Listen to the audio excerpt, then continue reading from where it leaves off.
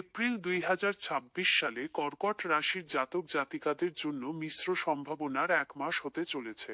গ্রহের অবস্থান বিশ্লেষণ করলে দেখা যায় যে মাসের প্রথমার্ধে আপনার কর্মক্ষেত্রে কিছুটা চাপ থাকতে পারে, তবে দ্বিতীয়ার্ধে ভাগ্যের সহায়তা পাবেন।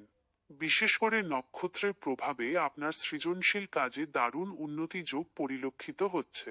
পুনর্বসু নক্ষত্রের জাতকদের জন্য আর্থিক লাভের নতুন পথ খুলে যেতে পারে, তবে পুষ্যা নক্ষত্রের অধিকারীদের ব্যক্তিগত সম্পর্কে কিছুটা সতর্ক থাকতে হবে। অশ্লেষা নক্ষত্রের প্রভাবে মাসের মাঝামাঝি সময়ে শরীর ও মনের ওপর বাড়তি ধকল যাওয়ার সম্ভাবনা রয়েছে, তাই পর্যাপ্ত বিশ্রাম প্রয়োজন। পারিবারিক দিক দিয়ে মাসটি মোটামুটি শান্তিপূর্ণ থাকবে। জীবনসঙ্গীর সাথে সদ্ভাব বজায় থাকবে, তবে কোনো পুরনো পারিবারিক বিবাদ আবার সামনে আসতে পারে, যা ধৈর্যের সাথে মোকাবিলা করতে হবে। শিক্ষার্থীদের জন্য এই সময়টি পরিশ্রমের। উচ্চশিক্ষার ক্ষেত্রে যারা বিদেশের পরিকল্পনা করছেন তাদের জন্য ভালো খবর আসার সম্ভাবনা রয়েছে। ব্যবসায়ীদের জন্য বড় বিনিয়োগ করার আগে দুবার ভাবা উচিত। মাসের শেষের দিকে হঠকারী কোনো সিদ্ধান্ত নিলে লোকসানের মুখ দেখতে হতে পারে। স্বাস্থ্যের দিকে বিশেষ নজর দেওয়া প্রয়োজন। হজমজনিত সমস্যা বা অনিদ্রা আপনাকে ভোগাতে পারে।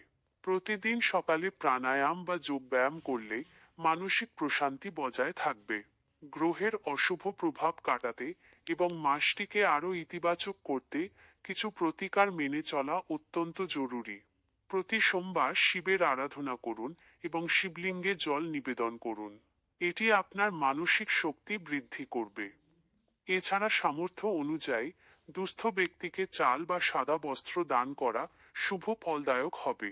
গুরুজনদের আশীর্বাদ নিয়ে দিনের কাজ শুরু করলে অনেক বাধা কেটে যাবে। এই মাসে আপনার জন্য শুভ রং হিসেবে সাদা এবং হালকা রূপালী রং অত্যন্ত কার্যকর হবে, যা আপনার মনকে শান্ত রাখতে সাহায্য করবে। আপনার জন্য শুভ সংখ্যা হল 2 এবং 7।